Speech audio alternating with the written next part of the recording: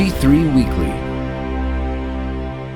Welcome to G3 Weekly, a summary of this week's top news stories on Christianity in a Public Square, written by Ben Zeisloft. I'm Laramie Minga.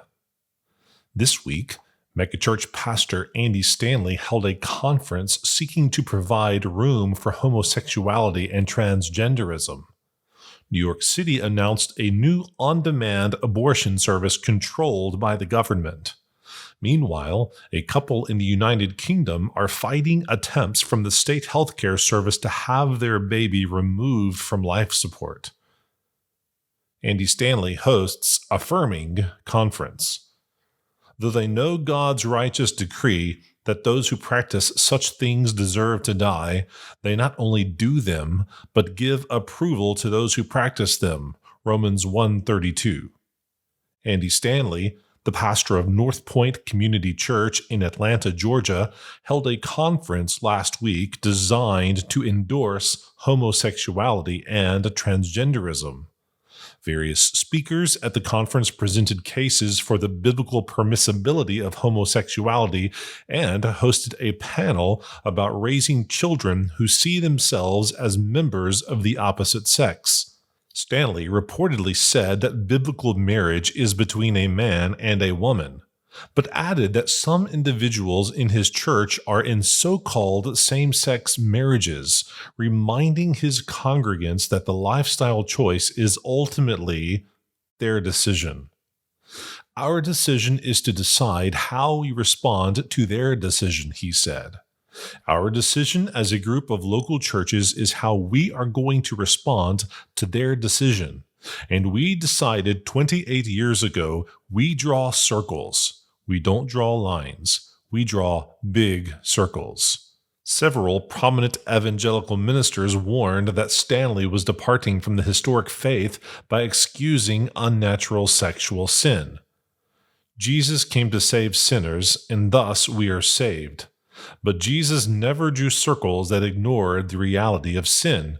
Albert Mohler, the president of Southern Baptist Theological Seminary, wrote in one opinion piece about the sermon. Christ also drew lines with clarity, such as the line separating the sheep from the goats. New York City offers government-run telehealth abortion system.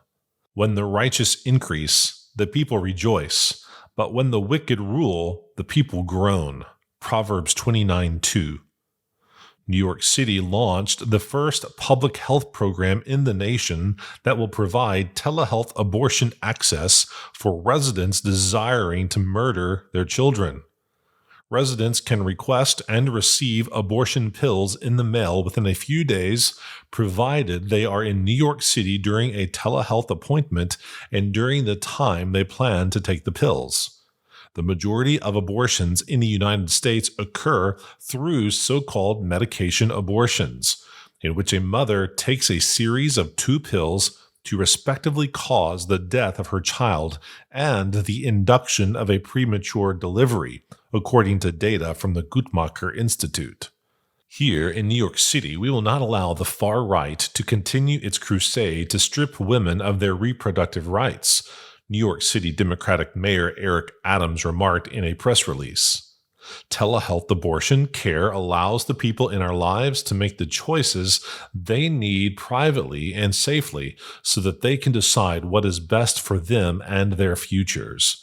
This is about protecting the ability for women to control their own bodies, their choices, and their freedoms. End quote. British parents fight state healthcare service to save their child. Behold, children are a heritage from the Lord, the fruit of the womb a reward. Psalm 127:3.